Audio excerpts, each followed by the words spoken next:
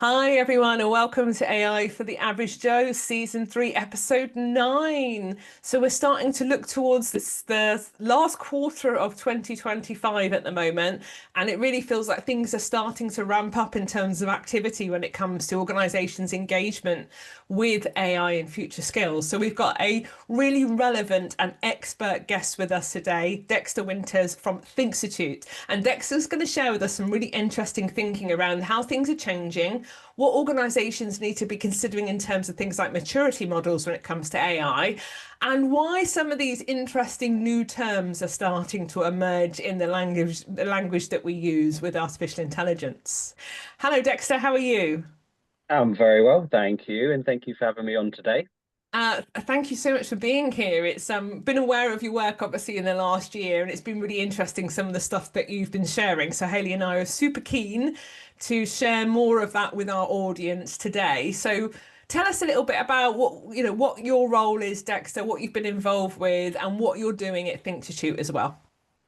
Yeah, happily. I guess I'll start with my background is that I'm a business psychologist. I trained in occupational psychology, and my career has been really spent in the kind of leadership development, culture, change world. Um, and then slightly as a kind of tangent to all of that, I had worked really in the psychometric field, which led to me leading a product team. And so in the pre-generative era, I used to run a kind of a product and data team and would have lots of tools advertised as being um, AI powered. And they were thoroughly AI underwhelming. powered. Yes, yeah. There is some algorithm somewhere doing something. But I was in that kind of world. And then of course ChatGPT came online, and fairly early on, I used it for a kind of personal help space. And I can remember being a bit blown away that my computer screen empathized with me, that it said, "Oh, that sounds tough." And I thought, that is amazing. This thing has just done something that didn't exist before. Um, and so, well, that must have been kind of February, March 2023. It's about a few months after ChatGPT launched. And from that point onwards, um, really have spent my work and personal life to some extent trying to explore this intersection of this new technology, which doesn't behave like a technology, Mhm. and what that means for the world of work, how individuals' work will evolve, how organizations will evolve. Um, and some of that, I like it from my vantage point, some of the chaos it's causing because it's everything everywhere all at once. Yeah. Yeah. Um, uh, it's very unusual that it's a technology where everyone has access to it. So from an hmm organizational perspective, you can't stop it even if you want to. Hmm. So it's kind of genie out of the bottle territory. Mm. Um, and we are discovering as we go how you use it, what it means for work. Um, mm it's sort of like we gave everyone access to a car before we decided that driving proficiency would be a good idea. And so you've just got a lot of people out on the road, and not all of them particularly skilled at using it or knowing what they should hmm be using it for. Yeah, I think that's a really good summary, Dexter. And it is when I've not really stopped and reflected on that for a little while. It's just become a tool that I'm just using all the time. And Mm, it's really interesting hearing your reflections on where it started and what the reality of that is actually and what everybody's got access to. Interesting. yeah, and it's unusual in that it's really democratic in a way. No matter how much money you want to spend on it, you can't get a better model. Mm. Particularly unless you go vast down the kind of training data route. So if you are the FTSE 100, you basically have the same access to any firm anywhere in the world for a reasonable price. Yeah. So again, I think it really has a power dynamic shift. One of my hypotheses is that this has much more potential for SMEs than it does for enterprises, or at least SMEs should be able to get value quicker than enterprises from this. Wow. That's super interesting. Are you referencing there how how much more agile smaller organizations would be versus the tankers of corporates? Yeah, I think there's something about like speed of change element to it. Yeah. Um, I really believe that the value of AI is in amplifying human potential.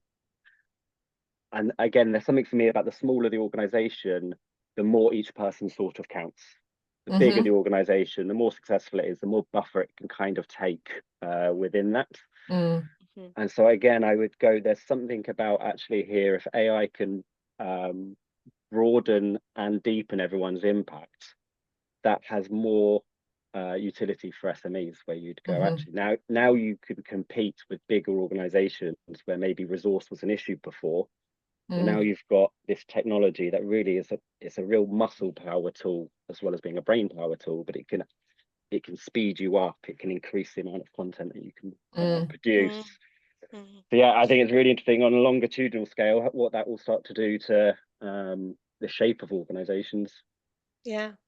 And when you're talking about using these words like amplify and speed up and accelerate, and Erica and I were talking before we started recording this podcast actually around that, I'm designing training all the time, and I can finally look at it critically because I can use ChatGPT to do all that stuff that I'd get bogged down in terms of creating the basic content. And now I can say, actually, you do that bit, and I'm going to Mhm. come in and sit on top of it now and make it really good. And just being able to do that is hugely amplifying and accelerating what I would have done before, and something I've done for years. So, and if that can happen just in what we do every day, what's that doing to other small businesses? Or there's the opportunity is there. And I guess the thing is around getting people to see it and getting people to use those skills to be able to come up above and look at something in a different way. 100%. Yeah, really agree with that. Yeah. I guess the other piece there is, Hayley, you and I and Dexter, you're probably the same in your place with your business partner. We've got the agency to make the decisions on the fly. We don't have to take papers to SLT around why we should use Copilot or ChatGPT or why we should do this or not do this. Or, we've got the ability as business owners just to do it. And there's highs with that and there's lows with that, as we know. But there's something around a psychologically safe environment and trust and failing fast and all these terms. And I know we'll talk a bit more about terms in a minute. All these terms that we hear about, but actually in a small business, you can live and breathe failing fast, and you've got so Yeah, much skin in the game to get it right that you're not just there clock watching going, oh well, it doesn't matter if I make the same mistake, no, my boss isn't going to have a go at me, I can just keep doing why bother learning something new. That for us as small business owners isn't even in our psyche. So there's something there about ability to own that change and the pace that goes with it as well. yeah, and in our language, we talk about the fundamental challenge for organizations at the moment, for most organizations, is to get to this foundational level. Yeah. So As in literacy, AI literacy, or uh, we actually look at it through 6 different lenses. okay. Um, in fact, if I Yeah, can, let's get the Yeah. slides up. I want to see this. I'm excited for this. No pressure. so my ineptitude of using Zoom. Hang on. Yeah, we're all great on ChatGPT, but we still struggle to share slides. Wonderful. Hopefully that's sharing. Got you. Yeah. Yeah. Um, so this is our model of maturity that we use primarily as more of kind of a strategic top-down tool to help either business leaders or particularly kind of HR and L&D leaders as well understand that a few things. One is that AI's impact is going to evolve over time, and Hmm. that's part of what's causing the noise. Actually, is that we're conflating different horizons of change or trying to do all of them at once, and that how you get there is different from a leadership and learning perspective. But to our point around kind of like AI came out into the wild, that's put nearly all organizations in this fragmented space. Okay. Yeah. Mm. Do you mean so there could We're be like cottage industries going on? This person's 100 using it, this person's using it in a different way, this person's not using it, that kind of stuff. Mm. Yeah, so you got asked, well, what are you doing about generative AI at the moment? And you find out that sales are streets ahead. They've built some internal training themselves. Mm-hmm. Um, Mm, Depending how centralized your governance is, there's either one tool that rules them all for everyone, or actually there's a wild, wild west of procurement Mm-hmm. going on. That the standard of literacy is wildly different, and the Mm-hmm. amount of use is wildly different. Um, And and people's just tr mindset, I guess, right? And buy-in and fear and emotions around this stuff as well. Yeah, that's it. If you went did kind of a sentiment analysis across the organization, you're going to have everything from fear and resistance to um, enthusiasm for it. Um, and mm, so our biggest thing is like you've got to get to this foundational stage with it. And for us, that would be something like there is some governance of a tool that is available to everyone that's frontier quality. We've got to be Yeah. kind of in the game. There's got to be some kind of leadership narrative around it that makes people feel some level of buy-in and that their fears are heard. That there is a narrative beyond just cost cutting, because Yeah. that's only going to mm, go in one direction, mhm. and that people have access to really good quality training. And we would go, that's part e-learning, but actually this is a very emotive learning pathway. So actually it's not just I can watch a video on prompt engineering, but I've spent time talking about how I'm using it in my work, what challenges Mm-hmm. came up for me. And so you'd want kind of a baseline standard of education and empowerment around this. Nice. Yeah, brilliant. And then what we find is that that gives you productivity, and that's mainly from the tool. It gives you productivity. It's just like this technology is powerful enough that if you get people using it, they can be a bit faster and a bit better at their job. Yeah. Hmm. And then I think I love your example, Hayley, of like, oh, that productivity, that actually gives Mm, me a chance where I can spend some time lifting the quality of my work. yeah, So normally find that we talk to uh, groups when they've gone through it, they kind of got this foundational stage, and then they can lift their performance. yeah. Um, and what they're doing is normally then something that's harder to replicate. It's not, if I was their competition, can't just go and turn on what they've done. They're now probably accessing kind of some wider human skills, or they started to change their team workflow. And so actually, you're now creating a bit of a competitive moat around it. No, Nice. I like that. Yeah. And Yeah. then I imagine where you're very much at with Quantum Rise is then you go, actually, the way that we create value now Yeah. looks nothing like how we did it in the pre-generative era. And Yeah. if you took the tools away from us, it would be a real issue, because they're Yeah. so Mm, ingrained in how we create value Yeah. that we are AI first, or however we want to term it. hmm. Um, and then that's very different to just turning on the subscription. That is, we've built our systems, processes, and values around this, Yeah. and Hmm. the people are bought in and they're upskilled. Um, and so I guess this is why I think it's easier for an SME at this point, less people to move through what is quite a complex Mm-hmm. journey. Yeah. Mm-hmm. Um, Yeah. and we see it for organizations, and we see it at the team level. So yeah, I couldn't agree more. Of like, there's this foundational stage you've got to try and get the organization to, where there's this consistent understanding and consistent quality of use.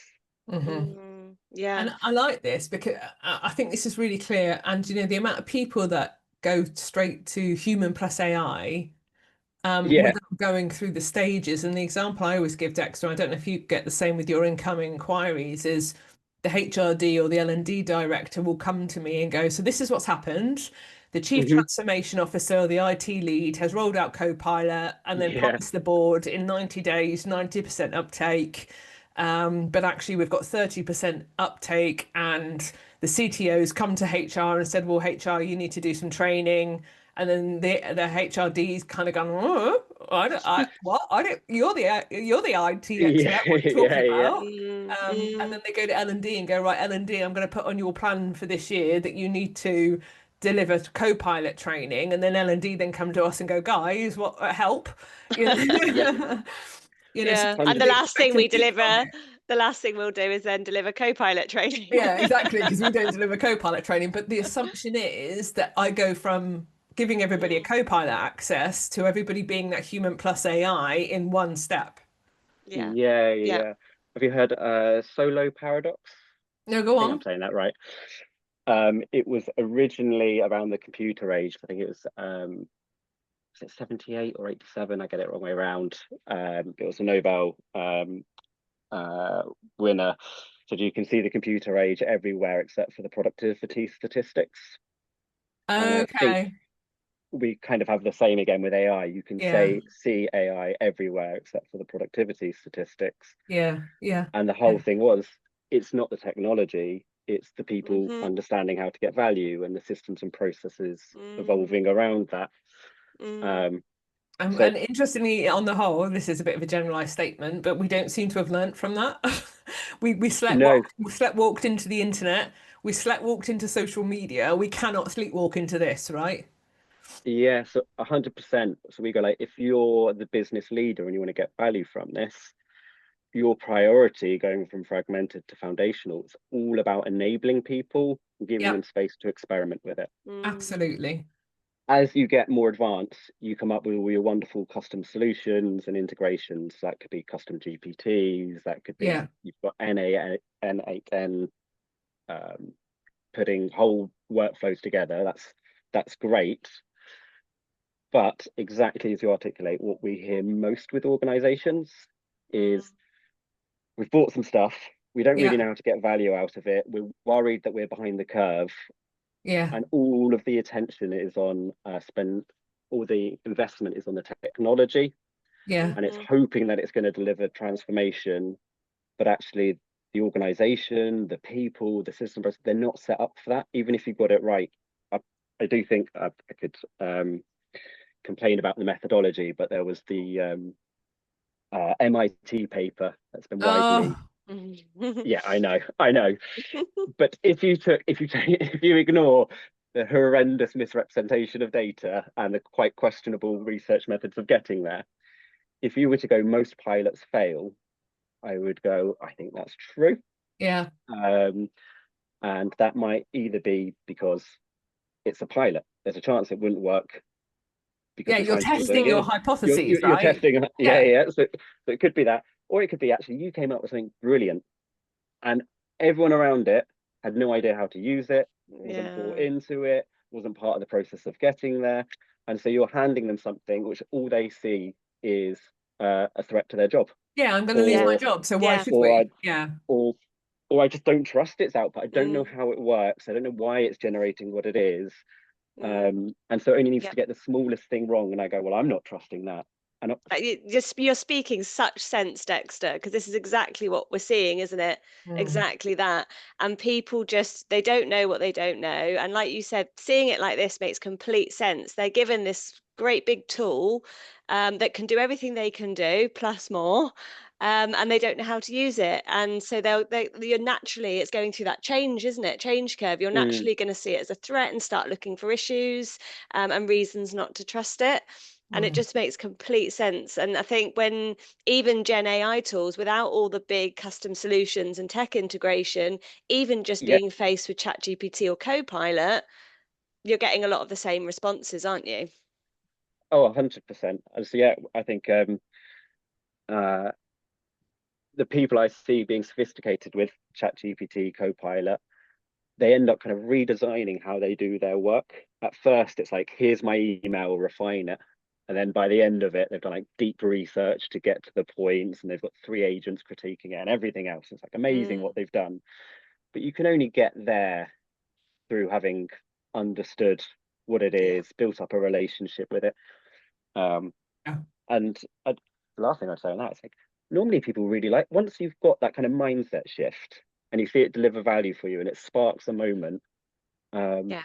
I'm yet to meet people who haven't, once they've seen it doing something useful for them or something that's really quite creative, not then quite enjoyed the process of getting there.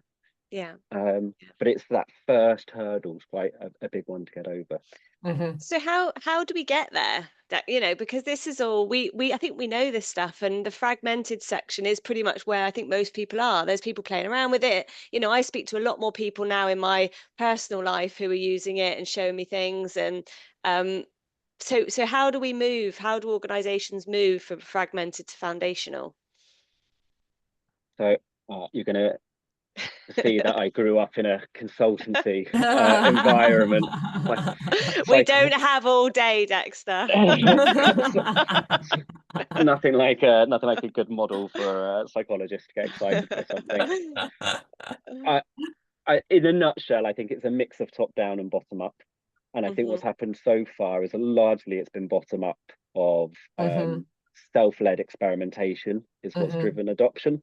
And then top down has been originally it was like, oh my goodness, what is this? Don't do anything. Do not put in our company data. Nobody or anything, you get fired. Created a level of like kind of mistrust around it. Then it was IT have bought a subscription. You now have a co-pilot button on your desktop. Go forth and conquer. So we would see it as kind of top down.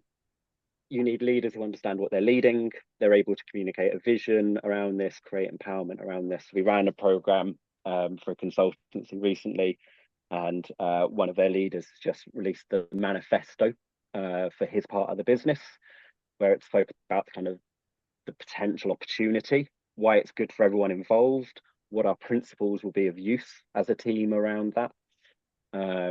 And that's the kind of thing I mean by from a leadership perspective, actually, like helping people make sense of the new world for them, giving them too often guardrails. that either sits in IT or HR, doesn't it? It's not the leadership as a whole as well.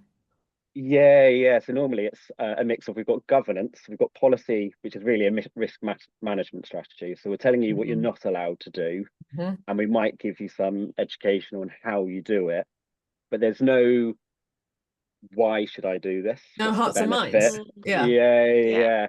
It's exactly what and we there's talk about. no role modeling of it, no kind of engagement of it. And so we think you need to give people kind of the direction, the empowerment, the enablement of it, the right guardrails. There's really something about mindset and culture. I think we're all agreed on. It's kind of how you think of the tool. And again, another example, running a program. In the first 2 weeks, we said, how have you been using AI for personal betterment? Somebody said, well, my landlord just got in touch and tried to put our rent up by some ridiculous amount. So I used AI to research what the data should be, to draft a response to our landlord, and we've renegotiated a reduced rate. That was like wildfire then. So, this tool can be really useful. So that's kind of the mindset culture piece, is are we talking about this thing around it? And then this might go into your world, actually change infrastructure. Who owns AI adoption within the business, and how are you having some kind of centralized organization that supports all of the business with that? Doesn't have to control it, doesn't have to own it, but who's the centralized provision of knowledge and expertise, or helping you do innovation? So then we see some kind of real bottom up, and we put enablement at the bottom, not because it's the least important, but I'd go like, that's the absolute foundational thing. People don't know what they're doing, and they're not given space and time to learn, then the rest of it sort of doesn't matter. It's not going to happen by osmosis, isn't it? Like, wake up tomorrow and everybody's AI literate. It doesn't work that way. As good as AI is, it can't work itself, can it? Well, and then we get into like, the whole thing in the Matrix when they plug in the back and say, I need to fly this, A14 helicopter, and now I can do it. It just, like, life doesn't work that way, does it? Got to invest time and effort and role model, like you said. And we mentioned briefly the term work slop. Tell us about this, because this is quite a new term, isn't it? Have it? I'll skip through this. I can't remember if I included it. I didn't. I do have the official definition for it, which is something. I'm super excited. Something like work masquerading as high quality work when really it's AI generated veneer or something like that. Okay. And so you're on the receiving end of work slop when somebody's gone to Copilot or ChatGPT or choose your tool, and they said, I need you to research this and write an email for it on me, and they've copied and pasted it. And so you get something which, when you first read it, you go, that all makes sense, but it's so absent of context, and it's so absent of what we're trying to do, that the receiver now has to do the work that the first person didn't. Gotcha. So you're almost passing on that laziness through artificial intelligence content. Interesting. That is interesting. So work slop is you reduce productivity because one person is quicker, produce something which looks like work, but actually has really low value to it. And the receiver then has to go, well, what is this? Make sense of it. And it's a net loss in the process. Got That's you. interesting. And so I would go this. Oh, yes, sorry, go on. I was going to say, it's almost like you can almost relate it to poor communication. If a manager is poorly communicating to their peers or their team or their manager, the person receiving that information then has to go back and clarify and ask questions and try and put two and two together because the person hasn't done the critical thinking in the first place, or the clarity in the first place, perhaps. 100%. If you use the kind of digital colleague metaphor, Yeah. it's like person A has instructed the digital colleague badly. Yeah. The digital colleague is now given some knowledge to the human second colleague, and it's That then has to put it back into Gen AI to be able to make sense of it. Or sit and try and 100%. figure it out or ask Figure it clarifying out. questions. Yeah. Yeah, it's really Yeah. interesting. And I think, like you say, and we'll wrap up very shortly because I know we're nearly up for time. We could talk about this stuff all day, I think. But Yeah. it's again, as Erica said, going back to those human skills. You know, being able to communicate clearly, being able to think critically about the information that you've got, being able to think creatively about what you're putting in and how you use AI. And it always seems to come back. And having seen your graph into that from fragmented into foundational, that's really cemented for me that I think it's those human skills that are going to help people to move from fragmented to foundational. It's that, and which links into all the things, the 6 factors we can see on here. So it's really interesting to see that, Dexter, and your thinking behind that and linking that into the organization. If there was a practical tip or something that people could really just take away today, we've talked about some really, really great things. What would that be? What would you say to people or organizations that are in this at the moment to be able to help them to move on with it? The biggest thing is literacy. I still think that that's the thing we're wrestling with most. And sorry, not to introduce more models, but if I go, what I mean by literacy, I'm just going to pick up on this level and just go, there is a baseline knowledge that people need. There's a baseline capability and actually how do you engage with it? And there's a baseline understanding of how does that then interface with work. Yeah. Completely agree with you then. Your mindset and your human skills really come in over the top. But my practical thing for all for all leaders, for L&D, HR, and particularly actually L&D and HR, where this is coming onto your radar and it's going to come onto your to-do list. Don't wait until you're being asked to lead the transformation to start getting engaged with it yourselves. Most HR L&D teams I know are already stretched. They could already benefit from generative AI, and they're going to be asked to lead this change in the coming future anyway. So I would say absolutely invest in your own upskilling of this. You'll be in a better position both to do your existing work and for the coming change. So my biggest thing would be it's an AI literacy piece. So upskill yourselves, and then for all leaders, I would say upskill yourselves and just go and talk to your team about it. Just start creating this foundational space. The amount of times I've been brought into work with organizations and all I will do is put up a scale of 1 to 5, where are you at with adoption and use, and talk about it. And the room erupts because people love talking about what they've been doing it, and they've been, anyway, I'll digress on that. But team leaders could be doing that. Just go and talk to your team. What have been using it? What frustrations have you had? What wins have you had? What questions have you got?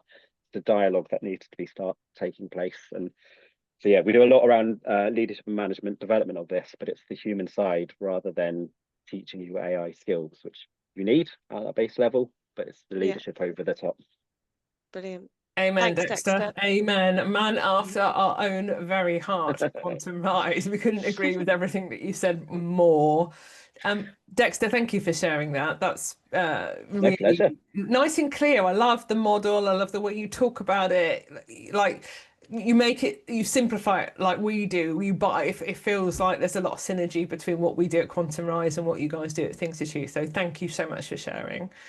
No, pleasure. If people want to learn more, if people are interested in contacting you, what's the best way to do that? Probably LinkedIn. So by all means, we'll put my LinkedIn connected to it, and I can put my email address. That's probably the two main mechanisms. I would hate to admit how much time I actually spend checking my LinkedIn, but that is the quickest way. Love it. Thank you so much for sharing that today. It's been a fantastic episode. Thank you everybody who's watched today's episode as well.